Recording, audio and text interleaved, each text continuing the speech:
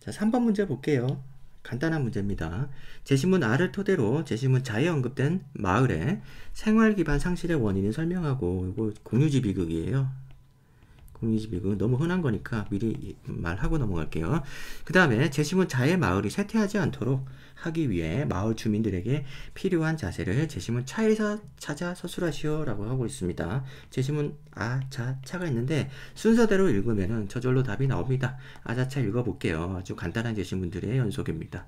자, R을 먼저 보시면은, 자, 근대 시민혁명을 전후로 등장한 자유주의 사상에는 개인의 독립성과 자율성을 우선시하며 개인의 자유에 최고의 가치를 부여한다라고 하고 있습니다. 자유주의는 당연히 뭐 자유겠죠, 그죠?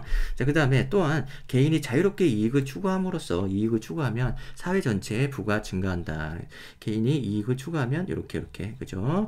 사회 전체도 가장 효율적이라는 거예요. 개인이 자유롭게 이익을 추구한다는 것이 사회가 발전하는 가장 효율적인 방법이라는 거죠. 그 다음에 국가는 국민의 자유와 권리를 보호하기 위해 존재한다고 주장한다. 딴 거 하지 마라. 국가는 자유와 권리를 보호만 해라. 그죠? 간섭하지 말고 보호만 해달라라는 거고. 자, 그 다음에 자유주의 정의관에는 자유로운 경쟁을 통해서, 그죠? 경쟁을 통해서 공정하게 이익을 취득한 이익을 보장하는 것이 옳다고 본다. 공정하게 취득한 이익은 보장돼야 된다는 거죠. 뭐 세금 걷는다고 뺏어가지 마라 이런 얘기입니다. 자, 그래서 국가가 하는 역할은 여기까지다라는 거죠. 그래서 개인의 배타적인 소유권을 강조하기 때문에 국가의 소득 재분배 정책도 재산권을 침해하는 것으로 보기도 한다.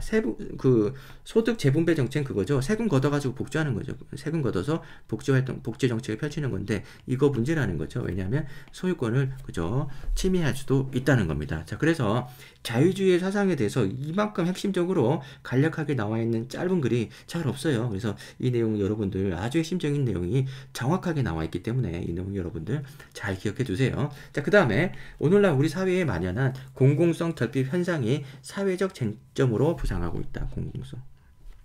자, 공공성 결핍 현상은 개인의 사회와 독립된 별개의 존재이자 경제적 효용을 추구하는 합리적 존재로 보는 경향과 관련있다. 앞에서 얘기했잖아요, 그죠? 그래서 앞에서 이 개인과 사회를 다르게 보고 있어요. 그래서 사회와 독립된 별개의 존재, 개인이 그렇다는 거죠. 개인과 사회는 독립된 별개의 존재이며 경제적 효용을 추구하는 합리적 존재로 보는 경향과 관련이 있다. 그죠? 합리성.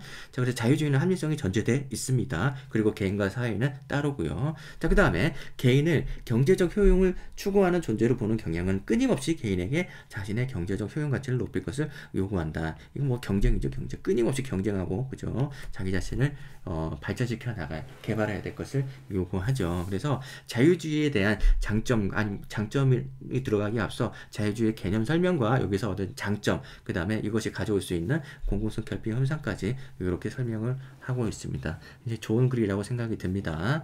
자, 그리고요, 이것은 이제 뭐 자유주의에 대한 설명이고 이것이 공공성 결핍 현상을 가져올 수도 있다. 뭐 이런 얘기를 하고 있습니다. 자, 자를 보시면은 그 내용이 그대로 나오는 공유지 비극 현상이 나옵니다. 여러분 뭐 읽으면 지겹죠. 그래서 마을 주민의 공동 소유주가 있는데 자신의 이익을 극대화하는 것은 자유주의에서 권장되는 거 아닙니까, 그죠? 그래서 이걸 막 권장해서 경쟁적으로 이익을 추구하면 사회 전체가 발전해야 될 텐데 그렇지 않고 황무지가 되고 말았다라는 거죠. 이것을 어떻게 설명할 거냐? 이게 바로 공공성 결핍으로 설명할 수밖에 없다라는 겁니다. 그래서 사회 전체의 부가 증가한다며 안 된다는 거죠. 그래서 이런 부분도 있다라는 겁니다. 자, 그래서 이제 R을 통해 가지고 자를 한번 보니까 자에서 이런 문제가 오히려 그죠? 부작용이 나타나고 있다라는 것을 이걸 통해 가지고 공공성 결핍 현상을 통해서 설명할 수 있다라는 겁니다. 자유주의의 허점이 되겠죠. 그 다음에 이걸 어떻게 해결할 건데? 라는 것을 차에서 우리가 힌트를 볼 수 있다는 거예요.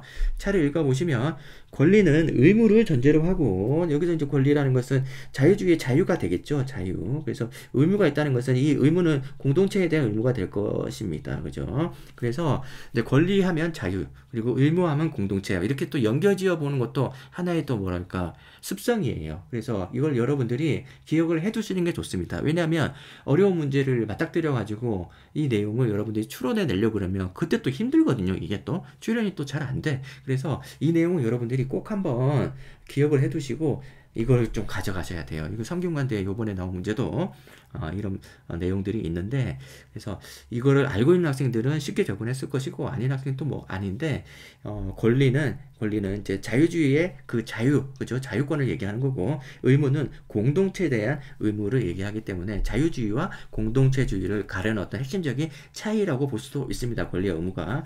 그렇습니다. 자, 그래서 다음 계속 읽어보면, 자, 의무는 권리를 전제로 하므로 권리와 의무는 상호 보완적인 관계다.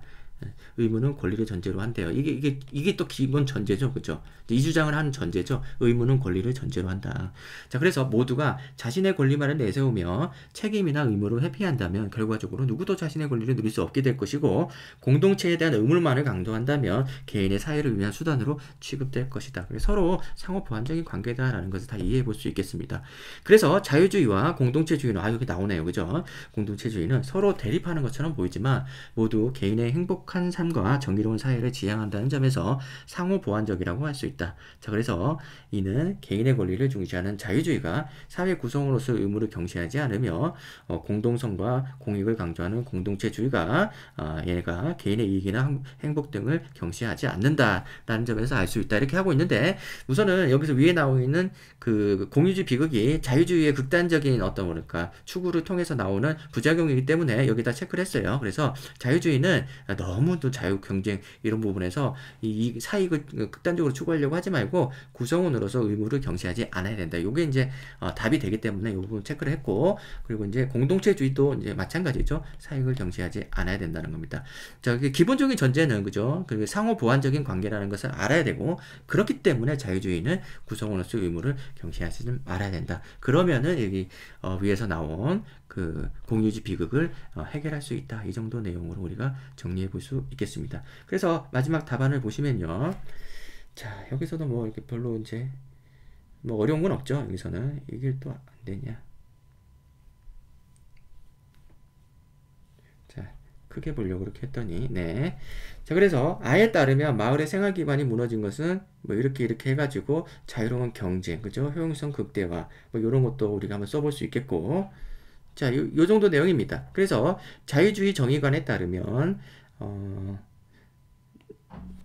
개인의 합리적 이익 추구는 사회 전체의 부로 이어진다. 이 내용 우리가 체크를 했었죠. 그죠? 그 다음에 더 많은 경제적 이익을 취득하고 획득하려고 경쟁도 나오고 있고, 양 숫자를 늘렸고, 결국 양이 너무 많아서 황폐해졌다. 이런 내용을 쓰고 있습니다.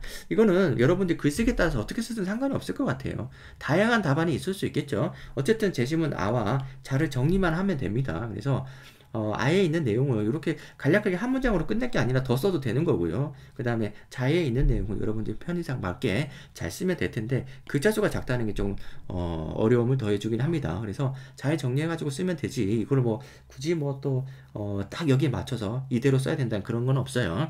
자, 그 다음에 따라서 마을의 세태를 막기 위해 주민의 자세를 차에서 찾자면, 요런 단어도 별로 중요하지 않은데 이렇게 써가지고 괜히 글자 수 채우지 말고 좀 더 많은 내용을 쓰면 좋을 텐데, 그죠?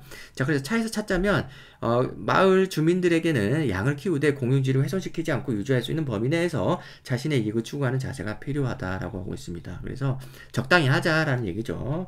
적당히, 지속 가능성 있게 적당히 하자라는 거고, 요컨대 권리와 의무, 개인과 사이, 공동체의 공익을 동시에 추구하는 현명한 자세를 지녀야 된다고 하고 있는데, 이것보다는 이제 뭐 앞에서 나왔죠. 개인주의, 그죠?